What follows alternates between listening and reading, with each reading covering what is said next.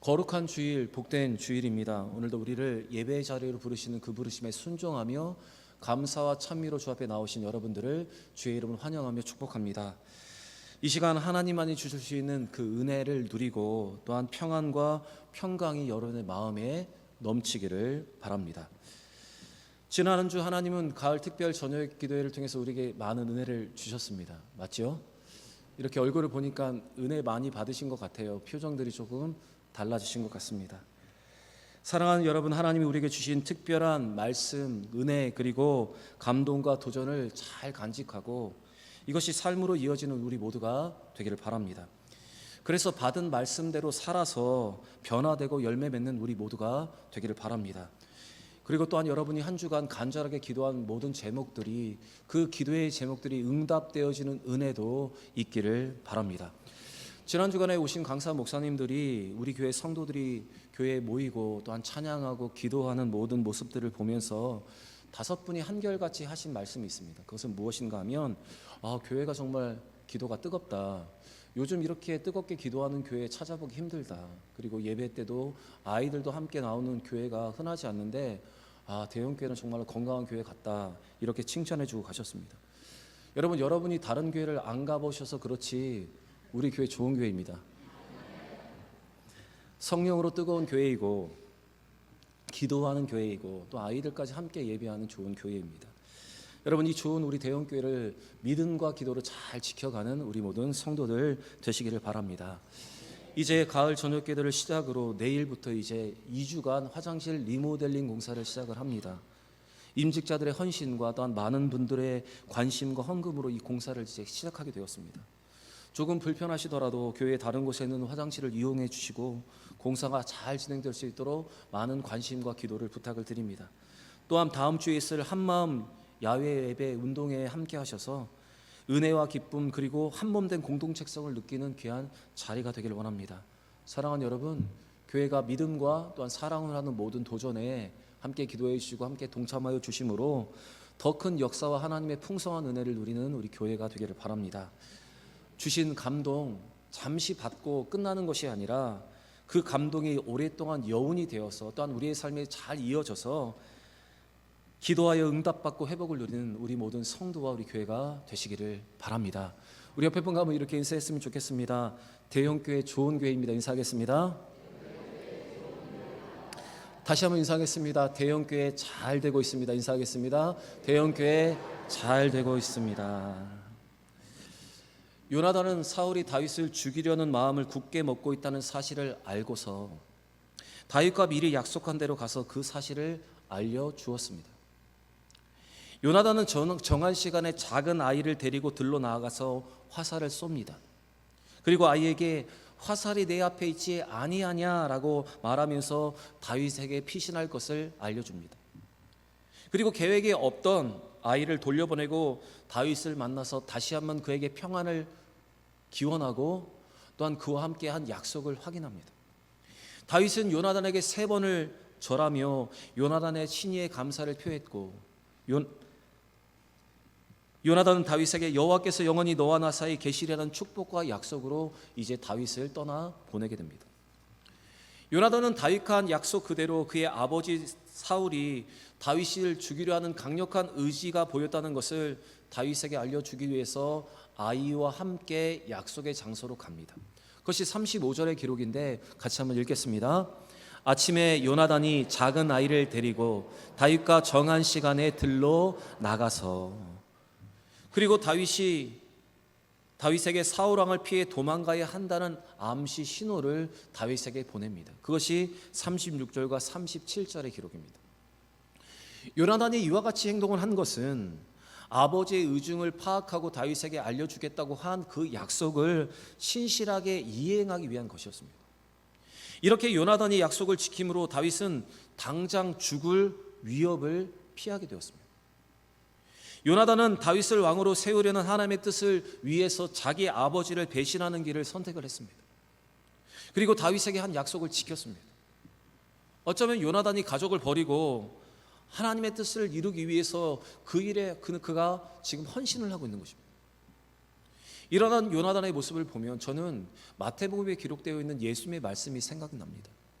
마태복음 8장 21절부터 22절의 말씀을 보시면 어느 날 제자 중에 한 사람이 와서 자신의 아버지의 장례를 치르기 위해서 이제 집에 다녀오겠다고 예수님께 말을 합니다. 그래서 예수님은 장례는 죽은 자들에게 맡기고 오직 당신을 따르라고 그 제자에게 말씀을 하십니다. 어쩌면 너무 무리한 요구인 것 같지만 이 말씀의 내용을 잘 살펴보시면 예수님의 이 말씀은 우리가 중요하게 생각하는 관계보다 상황보다 하나님과 그의 나라를 먼저 생각하라는 귀한 은혜의 말씀입니다. 여러분, 팔은 안으로 굽게 되어 있습니다. 그렇다면 요나단은 아버지 사울의 뜻을 따라야 했습니다. 그런데 요나단은 인간의 육신의 아버지의 뜻이 아니라 하늘에 계신 우리 하나님 아버지의 뜻을 따랐습니다. 그래서 요나단은 이 땅에서 하나님의 나라를 세워가고 하나님 나라를 확장하는 것 위해서 자기의 모든 것을 내어 던질 수 있는 믿음의 사람이었습니다. 여러분, 오늘날 예수 믿는 많은 사람들이 입으로는 쉽게 이렇게 말합니다. 나는 하나님의 나라를 위해서 헌신할 준비가 되어 있습니다. 나는 하나님의 나라를 위해서 헌신하겠습니다. 이렇게 말을 합니다. 그런데 막상 하나님의 나라를 세워가기 위해서 물질과 시간과 인간관계를 포기하는 상황에 이르게 되면 주저하고 망설일 때가 많이 있습니다. 결정적인 순간이 오면 하나님의 나라와 그의 영광보다 자신의 안위와 자신이 유지해왔던 인간관계를 유지하기 위해서 애쓰는 것이 우리의 연약한 모습입니다. 하나님의 나라를 위해서 헌신하겠다는 구체적인 그 결심이 구체적인 실천으로 드러나지 않는 것입니다. 그러나 여러분, 하나님의 나라를 위해서 헌신하겠다는 결심이 오늘 요나단처럼 구체적인 실천으로 나타날 때 그때 비로소 하나님의 나라가 우리 가운데 이루어지는 것입니다. 여러분, 하나님의 나라가 쉽게 이루어지지 않습니다.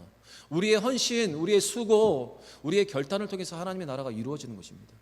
사랑하는 여러분, 오늘 요나단과 같이 인간의 뜻이 아니라 하나님의 뜻을 이루기 위해서 헌신하고 신실하게 약속을 지키며 하나님의 나라의 확장을 위해서 내가 포기할 것이 있다면 과감하게 포기할 줄 아는 믿음의 삶을 선택하는 여러분과 제가 되기를 바랍니다.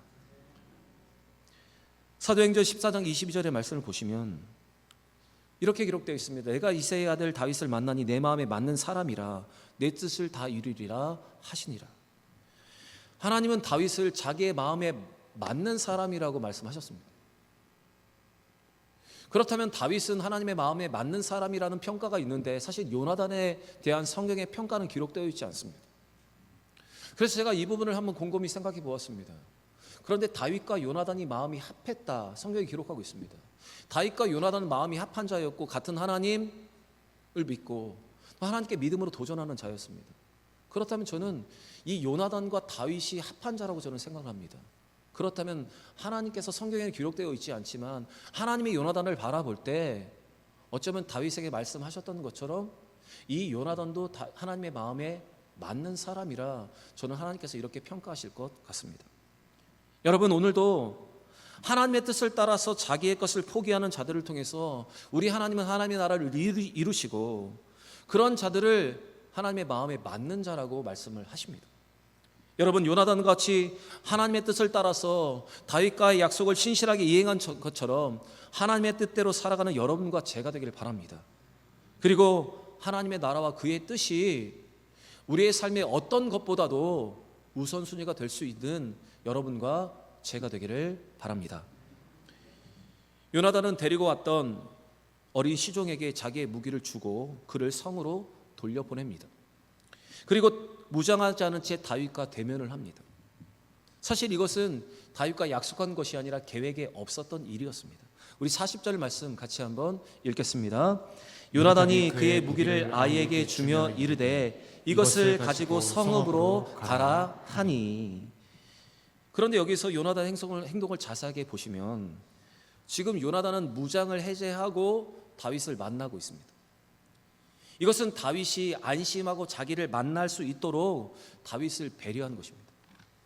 사실 요나단이 다윗과 약속을 했지만 그 사이에 사울과 요나단이 어떤 대화를 나눈지 모르기 때문에 요나단이 혹시 무장을 하고 다윗을 만나게 되면 사울의 명령으로 자기를 죽이러 온 것이 아닌가 하고 오해할 수도 있는 상황이었습니다. 그런 상황 속에서 요나단은 다윗을 배려하기 위해서, 그를 안심시키기 위해서 자기의 무기를 시종에게 들려 돌아보내고 비무장으로, 무장을 해제한 채 지금 다윗을 만나러 갔던 것입니다. 여러분, 요나단은 신실하게 약속을 지키며 불안한 다윗을 안심시키기 위해서 최선을 다하고 있었던 것입니다. 요나단은 다윗의 처지를 누구보다 깊이 헤아릴 뿐만 아니라 다윗의 두려움과 불안을 공감해주는 사람이었습니다. 다윗은 이러한 요나단의 배려와 공감에 대해서 그의 마음을 잘 알고 있었기 때문에 그를 끌어안고 이별을 슬퍼하며 더 많이 울었던 것입니다. 저는 이 말씀을 준비하면서 이 요나단의 공감 능력이 너무나 뛰어나다. 어떻게 이렇게 공감해 줄 수 있을까 감탄을 했습니다. 그리고 어떻게 이렇게 세심하게 배려할 수 있을까, 다시 한번 이 부분을 생각해 보았습니다. 여러분, 이 요나단의 공감 능력과 이 세심한 배려는 우리가 믿음의 성도로서 닮아가야 하는 모습이라 저는 생각을 합니다. 우리 교회의 목회 방향, 우리 교회의 목회 철학이 바로 함께 웃고 함께 우는 교회입니다. 우리가 지향하는 교회가 함께 웃고 함께 우는 교회입니다. 그런데 여러분, 함께 웃고 우는 교회가 될 수 있는 가장 첫 번째 방법이 무엇인가 하면 공감해 주는 것입니다.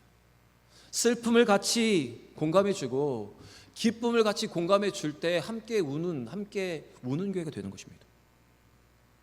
그리고 함께 웃고 함께 우는 교회는 서로를 향한 배려로, 세심한 배려로 여러분 완성되어지는 것입니다. 사랑하는 여러분, 자기 자신의 몰두에 있어 자신만을 생각하는 것이 아니라 내가 해야 할 일만을 생각하여서 공감 능력이 떨어지는 것이 아니라 상대방에 대해서 공감하고 여러분 세심하게 배려할 줄 아는 여러분과 제가 되길 바랍니다. 요나단과 같은 공감 능력과 요나단과 같은 세심한 배려로 우리의 믿음의 공동체를 아름답게 세워갈 수 있는 여러분과 제가 되기를 바랍니다. 다윗은 요나단이 베푼 은혜와 도움에 대해서 감사하여 땅에 엎드려 3번 요나단에게 절을 했습니다. 그리고 서로 입을 맞추고 같이 울었습니다. 그리고 다윗이 더 격하게 울었다, 성경이 이렇게 기록하고 있습니다. 우리 41절의 말씀도 같이 읽겠습니다. 아이가 가매 다윗이 곧 바위 남쪽에서 일어나서 땅에 엎드려 3번 절한 후에 서로 입 맞추고 같이 울되 다윗이 더욱 심하더니. 지금 다윗이 요나단을 향해서 3번 절한 것은 끝까지 신의를 지키며 자신의 생명을 구해준 친구에 대한 감사의 표시였습니다. 고대 근동에서 여러 번 절한다는 것은 존경한다는 의미입니다. 다윗은 왕자이면서 이토록 위험을 감수하며 자신을 지켜주려던 이 요나단을 향한 감사 이상의 감정을 이렇게 3번의 절로 표현을 하고 있는 것입니다. 사실 요나단의 이 돌발 행동으로 자기의 시종을 보내고 다윗을 만난 것을 혹시 누구라도 목격했다면 여러분, 사울을 배신한 것이 되기 때문에 왕자라도 목숨을 부지할 수 없는 것이었습니다. 그런데 요나단이 이와 같이 자기를 직접 만나러 온 것에 대해서 다윗은 자기가 할 수 있는 최선의 감사, 최고의 마음을 지금 요나단에게 이렇게 표현을 하고 있는 것입니다. 저는 오늘 이 본문을 보면서 우리가 누군가에게 은혜를 입었다면, 누군가에게 감사할 일이 있다면 이렇게 3번이라도 인사를 해야 된다고 저는 생각을 했습니다. 자기를 위해 베푼 은혜와 사랑에 대한 감사의 표현을 여러분 우리는 해야 됩니다. 성도는 마음의 감사함과 고마움을 겉으로 표현해야 하는 사람들입니다. 마음을 표현하는 사랑은 왜냐하면 관계를 더욱더 친밀하게 만들기 때문입니다. 그런데 그냥 상대가 내 고마운 마음을 알고 있을 거야, 알고 있겠지라고 생각하면서 표현을 하지 않으면 여러분 상대도 여러분의 마음을 알지 못합니다. 알겠지라고 생각하며 여러분 생각한다면 여러분 잘못된 판단입니다. 표현하지 않으면 모르는 것입니다. 그래서 말로 표현하고 행동하고 표현하고 감사하는 것이 여러분 우리에게 필요합니다. 여러분, 다윗과 요나단은 친한 친구 사이였습니다. 절친이었습니다. 그런데 이렇게 친한 친구라면 이런 표현 정도 안 해도 되지, 서로의 마음을 알고 있겠지, 여러분 이렇게 넘어갈 수도 있는 것입니다. 그냥 네 마음이 내 마음이야 라고 생각하면서 넘어갈 수 있는 것 아닙니까? 그런데 다윗은 가장 친한 친구에게 땅에 엎드려 3번 절하면서 자기의 그 감사한 고마운 마음을 표현했습니다. 만약 그가 이런 감사의 표현을 그냥 넘어갔다면 그들의 우정이 이렇게 끈끈해질 수 있었겠습니까? 요나단은 자기가 할 수 있는 최고의 배려와 도움을 다윗에게 주었고, 다윗도 자기가 할 수 있는 최선의 감사를 표현했기 때문에 그들의 우정이 이렇게 아름답게 빛날 수 있었던 것입니다. 여러분, 가까운 사이일수록 감사를 표현해야 합니다. 상대방이 내 마음에 내 감사한 마음을 충분히 알 수 있도록 여러분 3번이라도 여러분 감사를 표현할 수 있어야 합니다. 여러분, 이 말씀을 들으실 때 목사님 1번이면 족하지 3번은 너무 오버하는 것 아닙니까? 이렇게 말씀하실 수도 있습니다. 그런데 여러분 1번 실천해 보시기를 바랍니다. 여러분이 상상하지 못하는 또 다른 세계가 열리게 될 줄 믿습니다. 우리가 어른들에게, 또한 우리 부모님들에게 이거 이렇게 해드릴까요? 이렇게 물으면 우리 부모님들이 어떻게 대답하시죠? 뭐 그런 거를 해, 이렇게 대답을 하시고 거절합니다. 그런데 여러분, 정말 하지 말라는 겁니까? 아니면 하고는 싶은데 자녀들 생각하고 상대방을 배려해서 이렇게 거절하시는 겁니까? 무엇입니까? 그래서 여러분, 또다시 물으셔야 합니다. 그냥 제가 하자는 대로 하세요, 이렇게 물으셔야 합니다. 그런데도 아니라 말씀하시면 한 번 더 물으셔야 합니다. 3번을 물어보셔야 여러분 어른들의 마음을 다 이해할 수 있는 것입니다. 이처럼 감사의 표현도 3번까지 할 수 있다면 여러분, 우리의 마음이 잘 전해질 수가 있습니다. 사랑하는 여러분, 가까운 사람일수록 감사의 마음을 잘 표현해야 합니다. 사랑하는 사이일수록 더 감사를 잘 표현해야 합니다. 특별히 공동체 안에서 이러한 감사의 표현으로 공동체를 더 아름답게 세워갈 수가 있습니다. 여러분, 그런 의미에서 우리 옆에 분 한번 이렇게 인사해서 볼까요? 감사합니다 하면 인사하겠습니다. 몇 번 하라고 그랬죠? 3번. 사랑하는 여러분, 감사의 표현을 자주 하심을 통해서 여러분 감사의 마음을 잘 전해지고, 이 감사와 또한 우리의 마음의 표현을 통해서 공동체를 아름답게 세워가는 우리 모두가 되기를 바랍니다. 요나단과 다윗은 이제 안타까운 이별을 합니다. 두 사람은 작별 인사를 하고 울음을 터뜨립니다.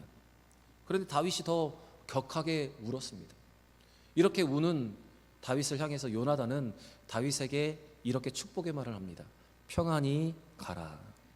42절 말씀 같이 읽겠습니다.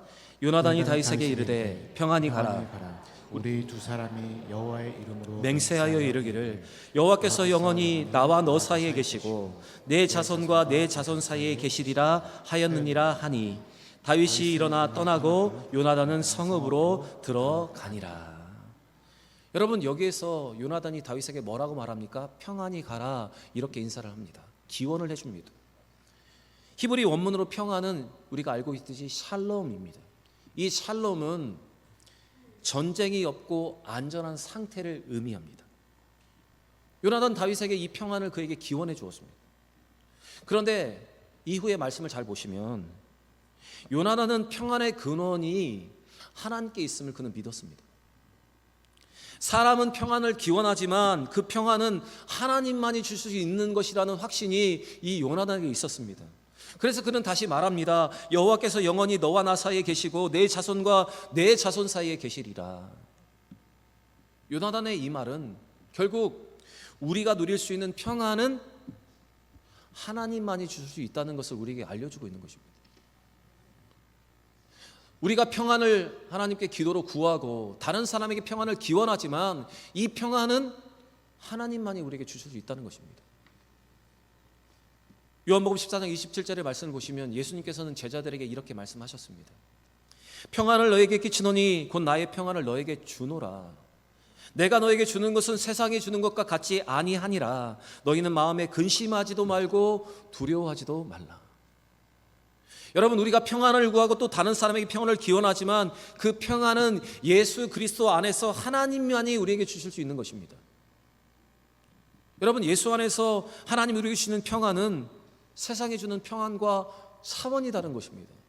세상이 주는 평안은 잠시 스쳐가는 바람이라면 하나님이 주는 평안은 풍랑이 있는 바다, 그 깊은 바다가 잠잠한 것 같은 그 깊은 평안함이 우리에게 오는 것입니다. 고린도후서 4장 8절과 9절에 보시면 그럼 하나님 우리에게 주는 평안이 무엇일까? 정말 세상에 줄 수 없는 평안이 무엇일까? 저는 그 말씀을 묵상할 때 이 말씀을 떠올렸습니다. 우리가 사방으로 우겨쌈을 당하여도 쌓이지 아니하며 답답한 일을 당하여도 낙심하지 아니하며 박해를 받아도 버림받지 아니하며 거꾸러뜨림을 당하여도 망하지 아니하고. 여러분, 상황이 어려워도 이런 마음과 이런 평안함을 찾을 수 있는 것은 바로 하나님이 우리에게 이 평안을 주실 때 가능한 것입니다. 이 평안, 예수 그리스도 안에서 하나님만이 우리에게 주시는 것입니다. 하나님을 향한 온전한 믿음과 확실한 신앙을 있는 자들에게, 이렇게 믿음으로 구하는 자에게 주시는 것이 이 평안입니다. 그래서 여러분, 우리는 하나님 앞에 평안을 구할 때 이 믿음을 가지고 구해야 하고, 우리가 다른 누군가에게 평안을 기원하여 줄 때 이 확신과 이 믿음으로 그에게 평안을 구해 주어야 하는 것입니다. 여러분, 오늘 이 말씀 앞에 우리도 요나단처럼 다윗과 같이 어려움에 처한 사람들에게 하나님에 대한 온전한 믿음을 가지고 평안을 기원할 수 있는 삶을 살아가는 여러분과 제가 되길 바랍니다. 요나단이 다윗에게 마지막 한 말, 여호와께서 영원히 너와 나 사이에 계시고 내 자손과 내 자손 사이에 계시리라, 이렇게 말을 한 내용을 잘 보시면 이 말은 요나단과 다윗과 맺은 언약의 증인이 하나님이시기 때문에 하나님이 두 사람의 사이뿐만 아니라 그 두 사람의 후손들 사이에도 함께 하여 주신다는 확신으로 그들은 마지막으로 이렇게 고백하고 있습니다. 지금 다윗과 요나단은 그들의 언약에 하나님이 증인이 되신다는 것을 서로 고백하고 있는 것입니다. 여러분, 사람의 마음이 어떻습니까? 아침에 기분 좋게 시작했다가 점심에는 기분이 좀 나빴다가 다시 점심 먹고 난 다음에 기분이 좋았다가 저녁에는 또 기분이 나빠지는 거. 사람과 약속을 했는데 손바닥 뒤집듯이 우리의 마음이 바뀌는 거, 이게 우리 아닙니까? 쉽게 마음이 변합니다. 성도로서 살아가지만 우리도 세상 사람과 못지않게 우리의 마음도 쉽게 변합니다. 그래서 우리는 성도로서 우리가 한 약속이 하나님과 하나님 사이의 한 약속이라는 사실을 우리는 항상 인식하면서 살아가야 합니다. 우리가 하나님을 항상 의식하며 살아갈 때 우리는 신의를 저버리지 않게 되고 신실하게 약속을 이행할 수 있게 되는 것입니다. 여러분, 우리가 다른 누군가와 약속을 할 때 하나님이 보고 계십니다. 그렇기 때문에 우리는 모든 것을 감찰하시는 아도나이의 하나님을 의식하면서, 또한 우리가 코람데오의 하나님 앞에 서 있다는 것을 느끼면서 우리는 인간관계를 해야 되고, 우리가 약속을 했다면 그 약속을 신실하게 이행해야 하는 것입니다. 오늘 이 말씀 앞에 다윗과 요나단처럼 우리가 한 약속 사이에 하나님이 계시고 그분이 우리의 약속의 증인이 된 사실을 기억하면서, 여러분, 우리는 코람데오의 삶으로 더 신실하게 약속을 이행하고 신의를 잘 지키며 살아가야 하는 것입니다. 사랑하는 여러분, 다윗과 요나단 이 두 사람 모두 하나님을 경외하고 겸손하며 마땅히 생각할 이상의 것을 생각하지 않고 신의를 지켰기 때문에 그들에게 아름다운 우정이 있었습니다.